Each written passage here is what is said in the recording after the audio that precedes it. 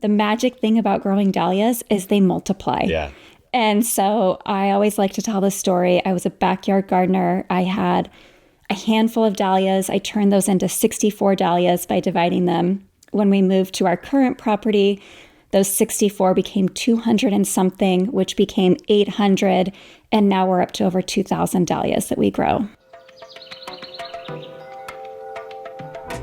Over the last few years in the vegetable garden, I've actually grown quite a huge amount of flowers, like way more than I ever have grown before, but not really farmed them and certainly not started a cut flower farm. So we have Jennifer Gulizia on the show. She's the flower farmer behind the Flowering Farmhouse. She also has a podcast called the Backyard Bouquet Podcast. Everything we need to know about cut flower farming, which I've never done. I've done microgreens, Jennifer, which is a very small version of a vegetable and certainly not in the world of flowers. So I know that we're going to learn a lot this week, but maybe we could just start with how you got into cut flower farming and like some of those things that you kind of learned maybe the hard way in that first year. Absolutely. Well, thank you so much for having me here on your podcast. I'm so excited to be able to chat with you and your audience. I have loved flowers all my life. I did not set out to become a flower farmer. I actually went into corporate America. It wasn't feeding my soul. And through my extra time, I found gardening as a hobby.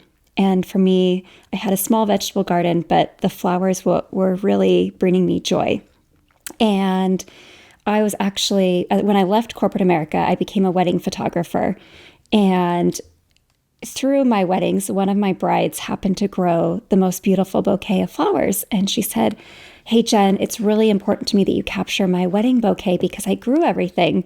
So here I am, a wedding photographer. I'm like taking all these pictures and I'm looking and I'm going, I grow every one of these flowers in my own garden. And I kind of had that why not me thought, like, why can't I do this? If I'm already growing it, why shouldn't I be selling these flowers?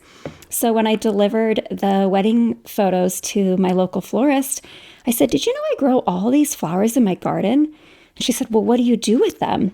And I said, "I give my flowers away to people. I share them. They bring me joy." And right around that same time, I heard about Floret, who most people in the flower industry, yes. And I learned that Erin was offering a course on becoming a flower farmer. And little did I know that COVID was just around the corner. And in 2019, I signed up to take her flower farming course. And it was perfect timing. I finished the course, had my field set up to grow flowers, and COVID hit. And little did I know that everyone was hungry for the connection that flowers provide. And my flower farming journey really blossomed right there. Interesting timing, right? I guess when we look back sometimes, you can't connect the dots, but have started it right before COVID and the pandemic was a very fortuitous time in a way to have a flower farm set up, right? Absolutely. You can only look back to realize how things really lined up how they were supposed to be. Mm-hmm. So when you got into this, you took the course from Erin, but are there things that even as you took the course, had the field prep, started planting out, that you kind of realized while in process? Absolutely. Every year is a learning experience. I was just telling someone yesterday, the most important thing to know your first year is to be kind to yourself and to not set too high of expectations. And remember that today's mistakes are tomorrow's learning opportunities. So, for example, you're going to kill a lot of plants. Yeah. And Erin told me that in the course. And I'm sure vegetables, it's the same way. I kill a lot of vegetables. Yeah. But that's also the best way to learn. I mean, when you accidentally kill a flower and it can be an expensive learning lesson, especially if it's something like a dahlia tuber that doesn't thrive and you just bought that unicorn dahlia that cost $45 for one plant. Wow. It's an expensive lesson when you lose that, but you're not going to make those same mistakes again. Yeah. I mean, we always hear it said the best gardeners or maybe the best flower farmers have killed the most plants, provided you learn from every time you're, deleting the life of one of these tubers, then you're in a good spot. Are there maybe if we go back to 2019, what was the first sort of set of flowers you grew in that initial field? Well, I grew a little of everything, probably too much. My staple flowers, though, I like to look at everything as what do I need to grow a bouquet? So I started with my focal flowers, which were my dahlias, sunflowers, giant zinnias. And then I had what I called my discs that added that eye-catching piece to the bouquet. So things that are circular like cosmos and smaller zinnias. And then I had my spikes, which depending on the season, whether it was early summer or late summer, was either snapdragons or celosia. And then I had my greenery, which I started with basil. Cinnamon basil and Thai basil and lemon basil had that fragrance that make people remember your bouquet. I used scented geraniums. And then what else did I use? And eucalyptus. So those are my three big ones. And then the one piece that I will say I definitely did not grow enough of, and I still struggle, and I would venture to say that almost all flower farmers would say the one thing you can never have enough of is filler flowers. And those would be the things that you can put into your bouquet so that you're not overstuffing your focal flowers.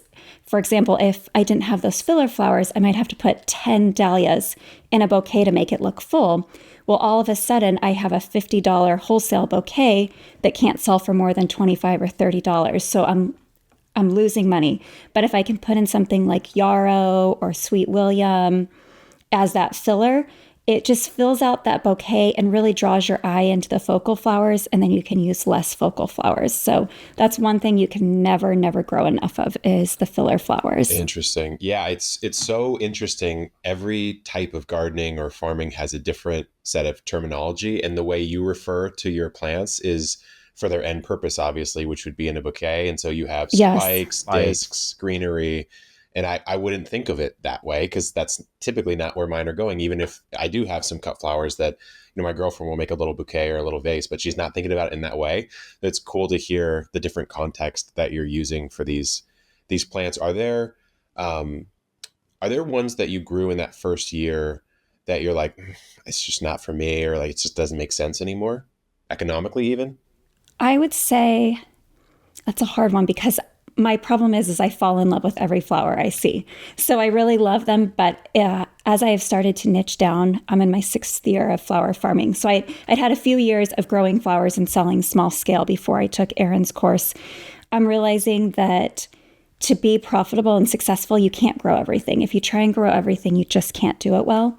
So for me, my first couple years, well, I guess my first year I did 10 feet of cosmos and I loved them. So then I planted 70 feet the next year.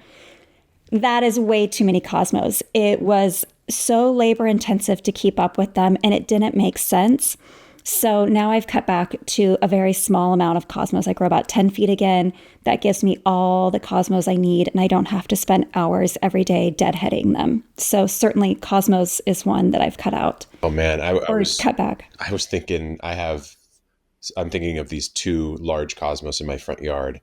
Just those alone, deadheading, if you were to do it consistently, it's like 10 minutes a day maybe or something like that, or 5 minutes a day, every day, and so times 70 feet is a wild amount of task that you'd be signing up for, I guess, huh? It wasn't a good use of my time. No. So exactly. Yeah. And that's always when we have a gardener on versus when we have a farmer on, that's always the difference is you're thinking about it from a business owner's lens of like time input, cost input. I love what you said about you can't have enough filler flowers because then I've got to throw a bunch of expensive dahlias in a mix and immediately I'm underwater on the bouquet. Exactly. So it's a fun way just as a business owner myself to think about it because it does force decisions and it forces like a level of kind of care and efficiency to the farm that you kind of have to have if you're running it as a venture. Absolutely. And you can still make a beautiful bouquet with 5 dahlias instead of 10.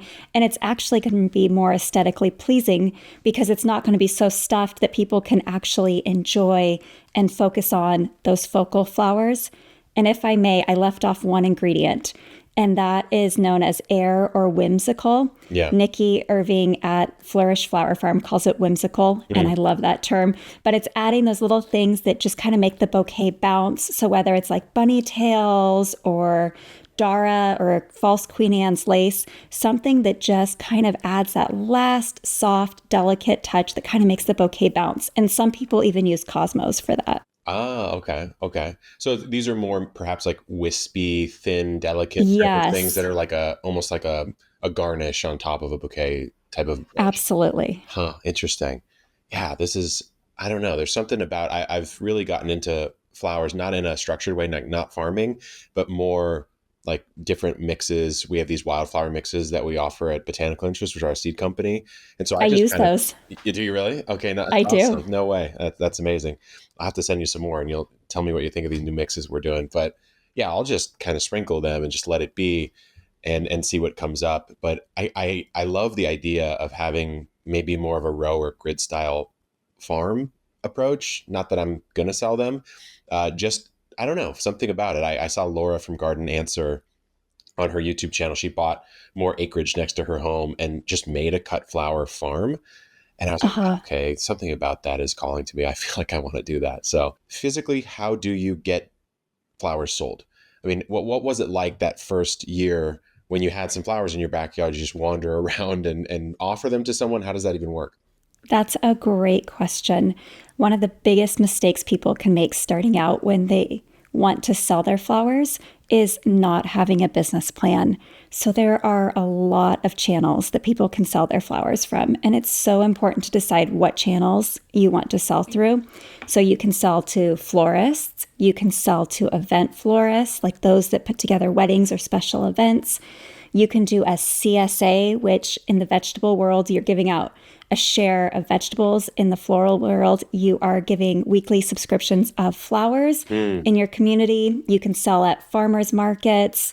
There's so many different ways you can do DIY buckets for brides and wedding couples.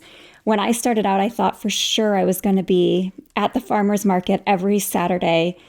And so I started going to the community table my first year and didn't realize how hard it was going to be, how time consuming it was going to be with a young child. My Mm. daughter was barely 4 at the time, and I was dragging her to these Saturday markets, and it didn't work for my business model. So I now sell, I have several models that I sell through. I sell directly to florists. I have a CSA subscription for my community. I do a spring and a summer. Oh, And then I also sell our Dahlia tubers. So I'm primarily a Dahlia farmer these days. And I sell our Dahlia tubers. I'm licensed and inspected by the Department of Agriculture. So mm. I can ship my tubers around the country. Oh, that's so cool. And that is that something that came in? You said you're on your sixth year farming. Like when did the Dahlia tubers activate for you? That was started 4 years ago. Okay. The magic thing about growing dahlias is they multiply. Yeah. And so I always like to tell this story. I was a backyard gardener. I had a handful of dahlias. I turned those into 64 dahlias by dividing them. Hmm. When we moved to our current property, those 64 became 200 and something, which became 800. And now we're up to over 2,000 dahlias that we grow. Hmm. And then you can just sort of divide out and ship some portion of those to customers. Absolutely. So if you plant a tuber, you can expect, if you nurture that plant throughout the season and help it grow, it needs 120 days at minimum in the ground to make viable tubers. So if I plant in May, when I dig up after our last frost in October or November, that one tuber that I planted in the ground will give me anywhere on average from 3 to 10 tubers. So if you do the math, if you bought a Yeah. $35 tuber, all of a sudden, if you have 5 of them, you can either grow 5 of that variety the following year, or you can save that one for yourself and sell 4 of them and recoup your initial investment. Yeah. Yeah. And so for you, since you have a mixed business model where you're selling tubers, but you're also selling obviously the dahlias themselves in a variety of ways, it seems like what you might do is then like sort of portion off the amount that's okay to sell as tubers, and the rest, of course, if you need to multiply that particular variety out, you're like, I need 5 of these for myself. I'm going to grow those out.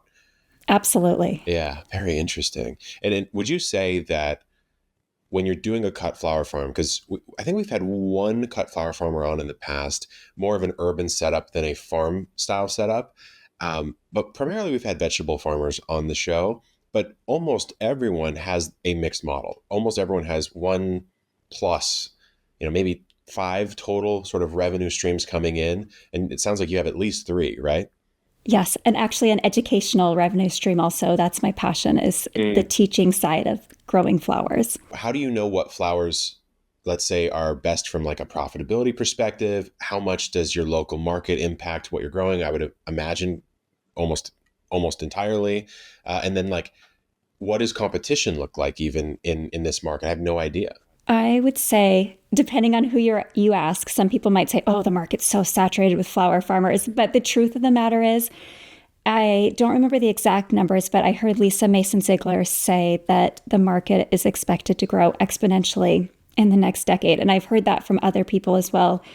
Right now, there is a huge movement with growing local flowers. People want to support local flowers. People are realizing that there's so many benefits from having flowers in their lives that I personally believe there's lots of opportunity for people to still get into the market. So the thing that you need to take into consideration if you want to become a flower farmer or sell your flowers for profit is you really need to know your market. Are you in a spot where you can go to the farmer's market and sell a profitable bouquet of flowers, or are flowers being sold for $5 a bunch at your market? Do you have one wedding florist in your community who already has 5 growers that they buy from? Or do you have 10 florists in your area and they're having to source all of their flowers from wholesalers and out of the area and they're importing flowers? So it's really looking at your market and seeing where the opportunity exists. And if you look hard enough, you'll find that opportunity anywhere.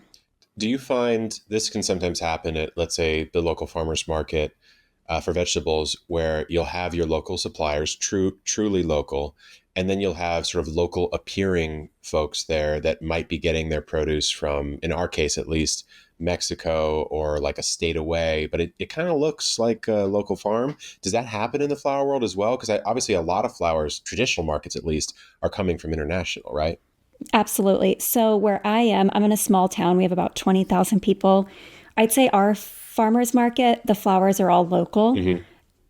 I have been to other farmers markets when I've been traveling around or just going to other communities nearby where I have seen imported or wholesale flowers being brought into the market. So if in doubt or in question, you could always ask, if you are a consumer going to the market, ask, are these flowers local? Where were they grown? Or you can go to your florist and say, I really want some local flowers, because you know the great thing about local flowers is not only are you supporting your local community, but the flowers were just freshly cut. Mm-hmm. They weren't imported, so they weren't shipped on an airplane. They haven't been sitting around in dry storage for weeks. They're going to be so fresh that you're going to have this bouquet that's going to last so much longer than an imported bouquet. And the scent, they're going to be chemical free. It's just something when you touch and smell them that there's a difference in the local flowers. Yeah, I've always said to folks who are curious, let's say, or maybe suspicious of produce at the farmer's market, is you don't have to ask too many questions before you can figure out if someone's BSing you. You know, totally. Where did these come from? Maybe they could trick you on that. But if you said, like, what kind of farming methods are used? Do you guys use this type of fertilizer or whatever?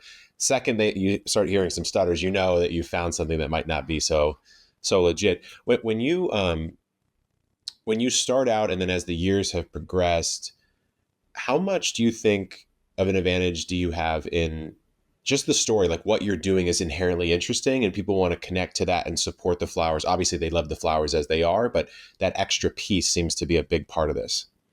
Absolutely. That's a great question. Everyone that grows flowers grows pretty much the same flowers. Right. And so what makes you special is your story. So I have had success because I share my story. People get to see us planting our flowers. They get to see the heartaches of when we have a pest pressure that takes out a crop, or the trials and tribulations, or the joys that we get to experience in growing these flowers. Flowers have this ability to feed the soil too, I should say.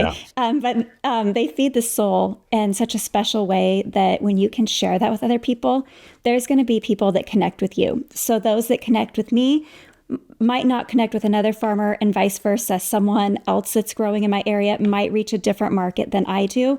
And that's the beauty of it, is that people will buy from those that they connect with. Mm-hmm. So if you want to reach those people, share your flowers with them, get out there, tell your story. But also show them the benefits of what they can reap from enjoying the flowers. Yeah. Yeah, I think that's a truth of all business, especially in a world where you're right. Like if you're growing the same thing as someone else, what do you have to differentiate? And it's you. The you-ness of you can't be taken away. And I tell that to people, like I'll get questions on how did you grow your YouTube channel or how did you grow, Instagram, whatever. And the truth is everything can be copied except for who you are in the end. Um, Totally. and so, yeah, you might be ahead, like maybe you have some fancy edit technique or a cool idea or whatever, but all that stuff can be copied, but no one can actually just be you, which is, I think, a fantastic point for flowers or for really anything else. Last question here. Like, what does the consumer care about most? Like, what do your customers care? Is it just the look? Is it the smell? Is it how long they last? Or does it just depend? I think it really just depends, but it all goes together. I mean, part of it is that connection you've made with them. Hmm. If you can tell them about their bouquet, like with my CSA, I'll send out a weekly email and I'll tell them about the flowers that are going to be in it. People have connections to flowers. If you go up to someone on the street and say, "Tell me your first memory of flowers," they're going to say, "Oh, my grandmother grew this," or "I remember this smell in my house growing up." Flowers connect us to the past and hold a special memory. So if you can include something in that bouquet, like a sweet pea or the smell of scented geraniums, it's going to tie them to a connection that's going to make that bouquet really special. Or maybe their mom grew pink flowers, and so you bring them a pink bouquet of flowers, or someone loved yellow.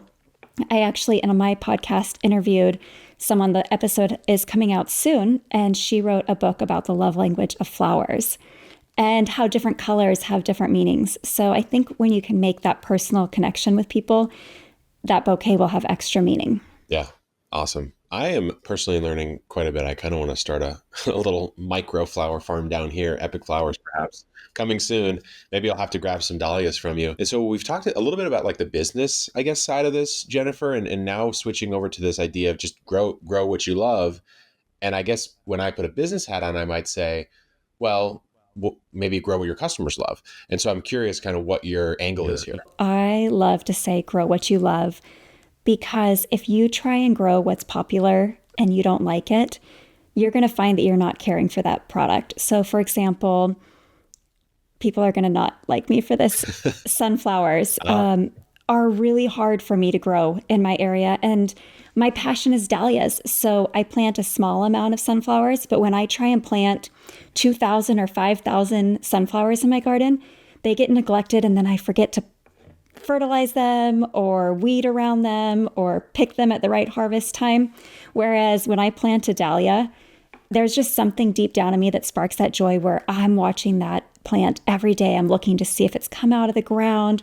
How's it growing? Is there that bud? Is it time to harvest it? Can I take pictures of it? Can I share that with someone? Mm-hmm. When you become passionate about a flower, you're going to invest your time and energy into it. It's kind of like anything in life. If you're passionate about something, that's where your time is going to be spent. Do you know Sunflower Steve? I sure do. That's why I was nervous to say that. I love his sunflowers. Those are the only ones I grow right now. His are incredible, and it's the point is well made just by knowing Sunflower Steve. I've met him. He came out to the homestead. We grabbed some of his Van Gogh's Fantasy Mix. Incredible guy, incredible farmer, but neither you nor I have a chance going against Sunflower Steve on No. sunflowers. That's his whole life, right? And so it goes right to your point of, even if let's imagine sunflowers for some reason aren't that popular of a flower. I think that they are, but if he's obsessed with them, he's going to have that market. I mean, you're going to go to him for that. And so it's a really good point on growing what you love. I think about this with what we've done. There's certain plants that for one reason or another, I've just gravitated towards, like growing dragon fruit or growing our loofah gourds or growing a corn maze or something in the backyard. And really none of those from a business perspective, like I don't have dragon fruit to offer anyone listening to this show. I don't have loofah gourds. I guess we do have loofah seeds now, but we didn't when I got obsessed with them. But it's the passion behind it, I think, that draws people in, and it's like the fuel that kept me going in certain parts of the epic gardening journey. And so, yeah, I guess it's a balance, right, between those two things. Because I've met people, whether it's in gardening or otherwise, that are operating a business of some kind, and they're obsessed with a very niche, small, specific thing that really doesn't have a whole lot of commerciality to it, which is fine. But they're then wondering, why is this not working? And you kind of have to have a conversation with them about like, well, there's not much there. So it's more on the hobby tier, right? And so I guess it's always a balance, right? Absolutely. And it's kind of like you go back to Sunflower Steve. He's created a market because he's so passionate about them and he's so good at what he does that people want to emulate that. They want his product in their garden because he's made this incredible sunflower. So whether it's growing dahlias, I've gotten into breeding dahlias over the last 4 years. People reach out and now they want to be a part of that. They want the excitement of growing those seeds.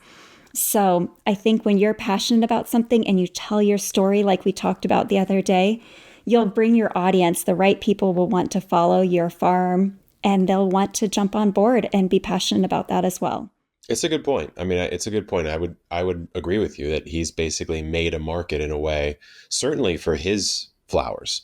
I mean, there's some things he's grown that he was telling me that like someone from some, larger organization or something wanted to like somehow get their hands on his seeds. They're so valuable, right? He's like, no, you can't have this, which he has every right to do. He shouldn't give those seeds away. So for you then, like what about dahlias, I guess, drew you in? For me, it's that connection and the memory. I remember my mom grew dahlias in our garden. My aunt and uncle up in Seattle, we'd go up every summer and they would have bouquets of dahlias and hydrangeas throughout their whole house. And I was probably 8 or 9 years old when I said to myself, I'm going to be that person someday. I'm going to fill my house with bouquets of dahlias. And so when I graduated college and bought my first house, I had this tiny backyard and I went to the big box store and I bought a few dahlia plants and I planted them. And as soon as there were flowers, I was cutting them. And then the next year I went up to Swan Island and I bought a ton of dahlia tubers. And then I went to Costco. And I started that way and I just became hooked. I mean, we talk about vegetables feeding our bodies. And some people say that with rising cost prices of food, that it's selfish to take up space in the garden for flowers. But really, we have to feed our soul as well as our bodies. And so if flowers can nourish your soul, I don't think you're being selfish when you plant those flowers and bring that joy in your life. And if more people did that, maybe we'd have even more happiness out in the world. I think so. I mean, I would definitely agree and push back on this idea of you can't grow a single thing that's not an edible plant. Because if you took that logic to its extreme, it's like, why have a lawn? Why have anything outdoor? Why even sit outside? It gets too extreme. And I would much rather see a lot of people have a small vegetable patch and maybe a large flower patch than zero of either. So I'm totally with you on that. Do you think there's an opportunity for basically anyone anywhere to start a flower farm, or are there like geographic kind of restrictions on how well this would work for someone? I think that if you have a desire to grow flowers, you can grow flowers. Now, you might not be able to grow dahlias everywhere. I was having a conversation with someone about how in California, if you have a backyard and you want to be a backyard flower farmer and you have a severe drought and water issues, growing dahlias might not be the best flower. But there are drought tolerant flowers that you could still grow and start a flower farm. I've heard of flower farmers growing on rooftops in the San Francisco area. So regardless of whether you have a large field or a small backyard, if you want to start a flower farm, you can. You just need to learn what grows in your area. So know your growing zone. So your growing zone tells you your first and last frost dates of what you can plant that's hardy in your zones. If you pay attention to that, start looking at those flowers that you could plant in your zone. So if you're in zone 2, you might have different flowers that you can grow than if you're in a zone 10. In zone 10, you can grow a lot of things year round, where even me, I'm a zone 7, 8. I can't start planting out any of my annuals until May. But so within my growing zone, I have to look at what flowers I can grow. But yes, a long answer to your question. I think that if you want to start a flower farm, regardless of where you are, as long as you grow specific flowers to your area, you can totally do it. Yeah, I would almost say that if you're growing in an area where like it's harder to, the fact that if you pull it off, you might be the only person in town even giving it a shot.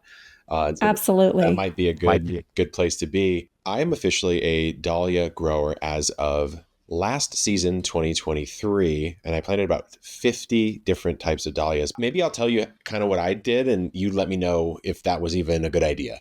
So I Okay. got a bunch of tubers from, I believe it was Brex last year, and basically just planted them in this 20 by 20 square foot area of the garden, um, with kind of the clump of tubers with the stem sort of facing upwards, maybe 4 to 6 inches deep, and then just kind of just let those be. And they came up, and it was actually incredible last year. Just insane amount of dahlias, all the different types you could imagine. And then when the season ended, I just cut them back or let them die off and forgot about them. I don't know if that was even the right thing, and maybe we could just kind of go into the general process here. Sure. Well, growing dahlias definitely differs from growing region to growing region. They are an incredible flower. I personally say that everyone should grow dahlias. If you can find a space in your garden, grow a dahlia and watch it grow. It's amazing. So, dahlias get planted after your last season ending or your last season frost date. So for me, that's May 1st. So I always use Mother's Day as a rule of thumb for planting. So some people in the US are already able to plant. Depending on growing zones, they may be waiting. For you, you're probably well past your Yeah. last frost date. Yeah. We don't have one technically. So yeah. You don't have one. Okay. So you are a little bit more fortunate than me. You mentioned leaving yours in the ground. Where I live, you mentioned offline that you had driven through our area in an ice storm. Had I left mine in the ground during that ice storm, I would have lost all 2,000 of my dahlias. Yeah. And you've been growing those for 4 years, multiplying your stack, right? Some of them I've had for over a decade. Oh, wow. Wow. I've been growing for a long time. Yeah. Yeah. Yeah. That would be a catastrophic loss. And so you It have would to be dig them up in what, maybe in October-ish or so? Our last frost was end of October this last year. So I spent November digging our dahlia tubers and storing them for the winter time. And then I spent February and March dividing them for our annual tuber sale. Wow. And okay, so let's come down to the backyard home gardeners level. They want to get into dahlias Yes. like this year. Where should they even get them from? Obviously, you sell some, but are there like resources in general, like things to avoid, things to not avoid? Absolutely. I always recommend that people find a local dahlia grower in their area. I truly believe that if you find someone selling dahlias in a similar climate to yours, that the dahlia tubers will perform better in their first year. And there's two ways you can really buy dahlias. Well, what I mean by that is you can either go to a big box store like a Home Depot or Lowe's, buy a bag of dahlias. Those dahlia tubers are imported, likely from Holland. Mm-hmm. And so they are going to be in a clump, meaning that they have not been divided out. All the tubers from last year's plant are still attached, and you're going to see that stalk. Mm-hmm. Typically, when you buy from a US grower, that grower has taken their clump out of the ground. And as we mentioned on a previous episode, that one tuber that they had planted the previous year has become 3 to 10 tubers. And when they divide that, they can sell each tuber as long as it has a viable eye, which I always joke, it kind of looks like a pimple on the crown of the tuber. And that is where the new growth is going to occur. So you can go, a lot of farmers will have online tuber sales. You can join your local Dahlia Society, and a lot of them, especially in the spring, have Dahlia tuber sales. That's a great way to buy Dahlia tubers if you're getting started. There's a website called Dahlia Addict that lists a ton, not all, but a ton of the Dahlia growers. Our sale is already over for the season. Dahlia mania is a true thing. We sold out within a day of almost all varieties. So those are some ways that you can initially purchase your tubers or trade with a friend. Yeah. Yeah. I mean, once you get into the game, I guess trading is probably one of the better ways to do it, just swapping tubers around. Okay. So you've already highlighted something I did. Well, you tell me if I did this wrong or not, but I got the clump style and they weren't divided out, and I didn't divide them. I just put them in like that. Was that bad or was that okay? Not at all. So when you buy a clump from a big box store, a lot of times, a lot of those necks are broken.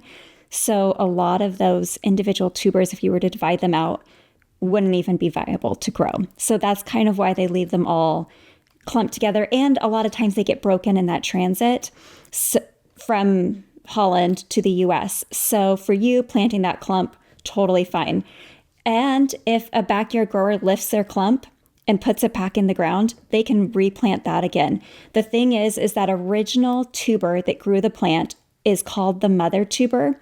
That tuber will start to rot over time. It may not rot in the first year, but a lot of times it will because it puts all of its energy into creating the baby or new tubers. So if you divide your plant, I will always cut off the end of the mother and see if it's rotting on the inside. If it's not, I'll reuse it again the following year. I never sell the mother tuber though because its production is decreasing. But all of those baby or new tubers can be planted individually. And so each one of those will send up a shoot. The difference is a clump might give you more branches in your first year. So you might have a few more flowers, but there's nothing wrong with planting a clump or an individual tuber. You'll get a beautiful plant either way. Okay, good. Yeah, that's good. That's good to know. So then if you were to divide out off of the mother and then plant a baby tuber, that then becomes the mother of that plant for the next season, right? Absolutely. Yes. Okay, interesting. And the thing to say about that is when you divide a clump, every single one of those tubers will give you an identical plant. Right. So it's a like plant. Yes. Yeah. So, okay. Yeah. Interesting. Yeah. It's interesting because like a lot of these principles are the same in the vegetable world, but typically you're not dealing with an underground tuber division. You're dealing with like maybe a stem propagation or something like that. Okay. So let's imagine I've either divided or not. However, I've decided to get my dahlias in the ground. I've got them out after my last frost date. What is my general care over the course of the season? Well, there's a lot of steps that we probably don't have time to cover today. Yeah. I have a dahlia community where we walk side by side, so I grow with my community. But to help people get started today that are listening, once you have planted your tuber, sometimes if your ground is really wet, if it's really dry, you could water in the ground, but then you don't water your plants again until they start to emerge from the ground. If you start watering your tubers after planting them, they will likely rot until they have sprouted. Each tuber has all the nutrients it needs to get started. So I don't start watering my tubers until they have a couple inches of growth above the ground. And so that early stage, you're just kind of watching, you're putting some Sluggo Plus down so that the slugs can't eat your growth that's coming out of the ground. I think that's a great product, honestly. It is. It's the only chemical that I use in the garden. A lot of people are averse to like the word chemical in general. And there are things that it's just like, if you look at the composition of it, if you look at the effect of it, it works. It's the only thing that keeps the slugs off. You wouldn't have dahlias otherwise, at least where I am. We have so many slugs. Yeah. So you put that down. Once you get your irrigation in place, once they start growing, turn that water on. Make sure, I do recommend that if you're not planting in rows, if you're planting in your garden, that you put like a tomato cage or some kind of staking system in the ground when you plant the tuber, because that tuber is going to start producing more tubers. And the last thing you want to do is put like a tomato cage down and then pierce those tubers after it's been planted and kill your plant. So you have your staking in place, you let it start growing. Once it's about 10 to 15 inches tall, you're going to pinch it at the third or fourth node. And what that's going to do is encourage your plant to be a bushier plant to give you even more blooms, because who doesn't want more flowers? Right. And then you're going to monitor your plant for pests. I don't use many chemicals. I use a foliar spray and I feed my plants a fertilizer throughout the season. And then you're going to enjoy those blooms. You're going to make bouquets. You're going to share those flowers. You're going to deadhead. And then towards the end of the season, you're going to increase the airflow by stripping the lower leaves.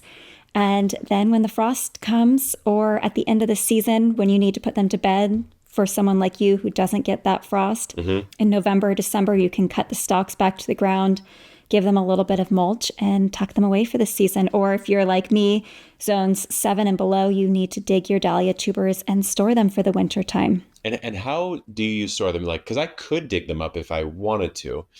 And how would I store them so they don't rot over the season or whatever? Yes, the best way to store them is if you have like a root cellar. Is a great way to store them. They need high humidity. So my dahlias get stored at a humidity of 85% at 42 degrees.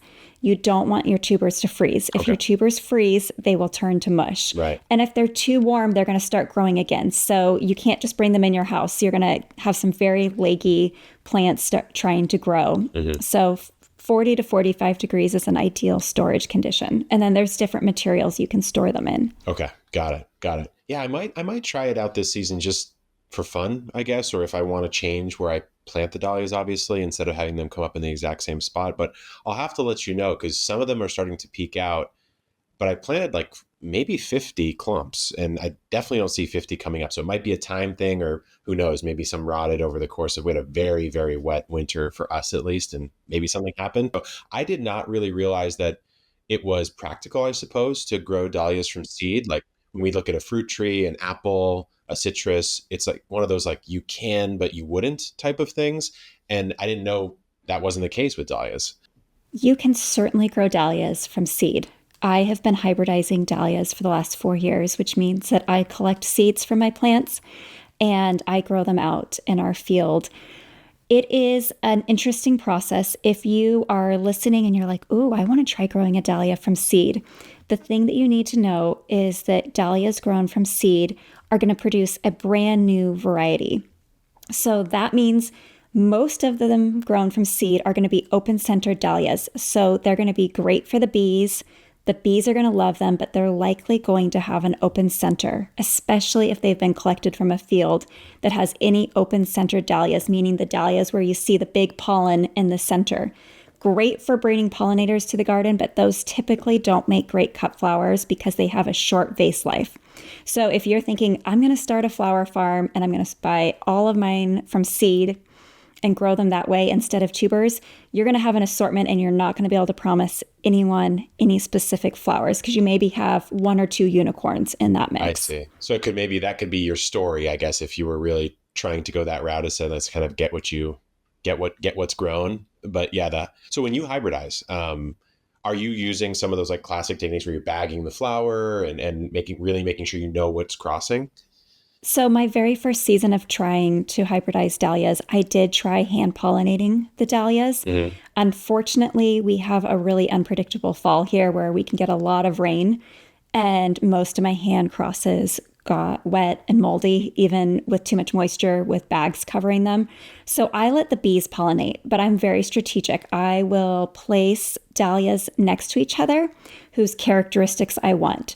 So for example, this last year, I was saving seeds to try and get a water lily dahlia. I don't know if I'll get them or not. I have about 200 of those seeds that are now growing in our grow room right now. But I planted water lily dahlias next to other water lily dahlias, and then I let the bees pollinate those. So I was very strategic with what I placed next to one another to try and get that. But it's like a kid at Christmas. You don't know what you're going to get. It's a surprise with every bloom. Yeah. Yeah. So you're sort of operating under the logic of, I'll put them close to one another so it's the most likely thing to get crossed, even though it's not like technically, I guess, a guarantee since you're not doing it by hand. Correct. And dahlias are octoploids, which means they have 8 sets of chromosomes from each parent. Yeah, it's crazy. So it's even if you hand pollinate, the odds of getting exactly what you're going for are very slim. Yeah. So it's a numbers game. You have to have a lot of space to grow a lot. I grew 600 from seed last year. So crazy. The beauty of, I guess, the world of plants is that they make it really hard generally to get the variety you want. But once you get the variety, they've given you a way to perpetuate the variety in perpetuity. It's the same with fruit trees. Like if you get a magic cross somehow, well, then you can just graft onto a rootstock for the rest of eternity. But it's just getting to that point in the first place. We had Tom Spellman on the show, who's at Dave Wilson Nursery, the huge fruit tree producers, and they're like 50 plus years deep into this hybridization experiment. And so they'll have 3,000 varieties that get culled to like 2 maybe.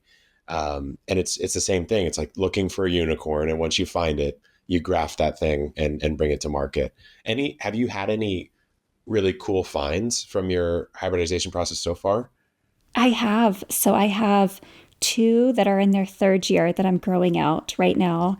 And then I have I think about 60 that I saved from last year's first year seedling patch.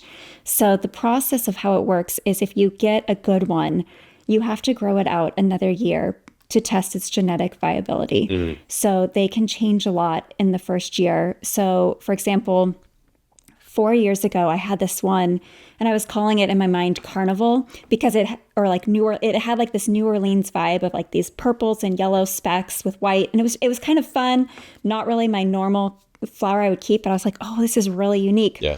So I divided the tuber and then I potted them all up and took cuttings. And I had like 30 that I grew out the next year from this one plant.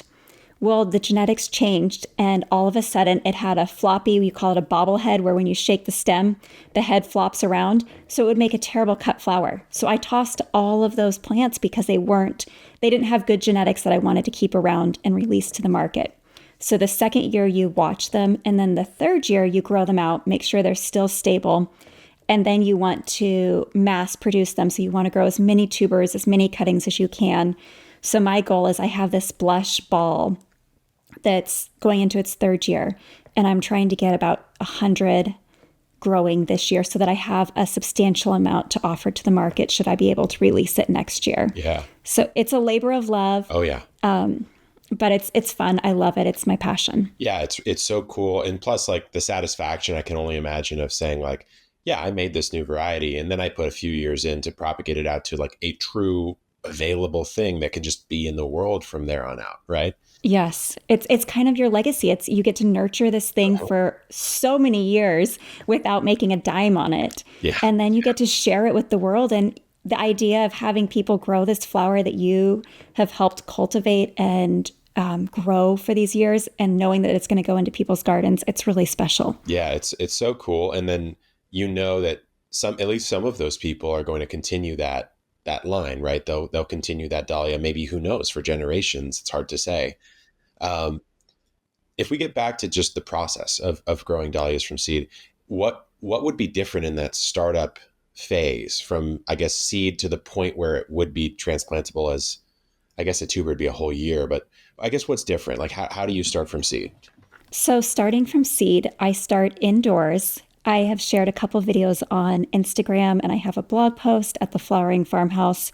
And then in our community, we'll be going in depth on how to grow from seed. Mm-hmm. But what I like to do is I take a coffee filter, a number 2 coffee filter, a Ziploc bag, and I mist down the coffee filter. I open it up and I sprinkle about 20 seeds on that coffee filter. Mm-hmm. And then I close it up, put it back in that Ziploc bag, put it on top of my fridge where it's a warm, dark spot.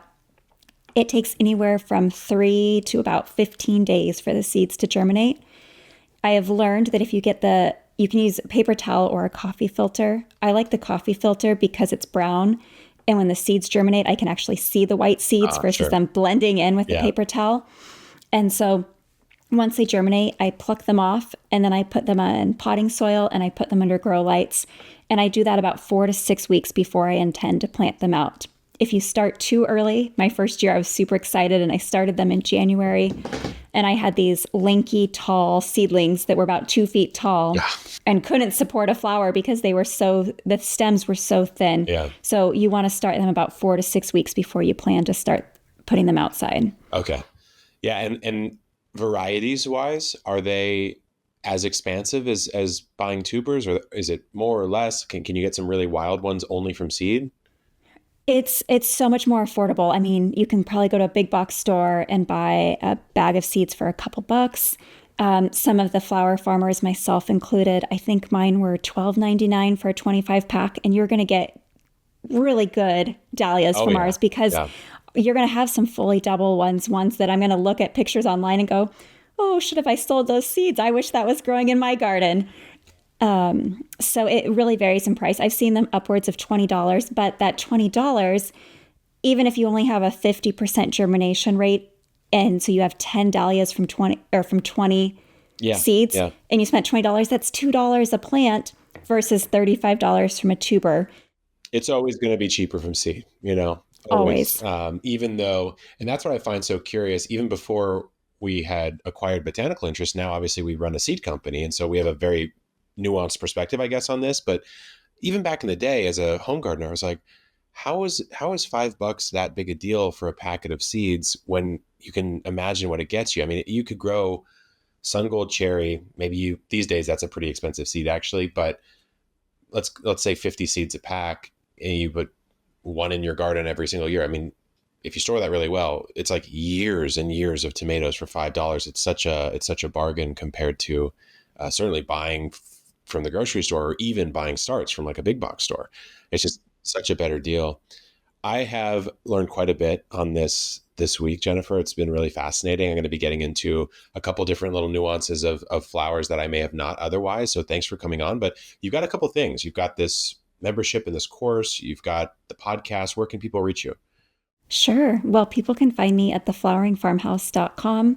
If you're interested in learning about our membership, click on our community page. I would love to grow along with you and have you join us in growing dahlias. And then on all social channels, I am at the Flowering Farmhouse. I love to share my knowledge. I think the world can use more flowers. So if I can help you grow some flowers in your garden, that will make my day. Yeah, awesome. I highly recommend you check Jennifer's workout. Thanks so much for coming on. Good luck in the garden and keep on growing.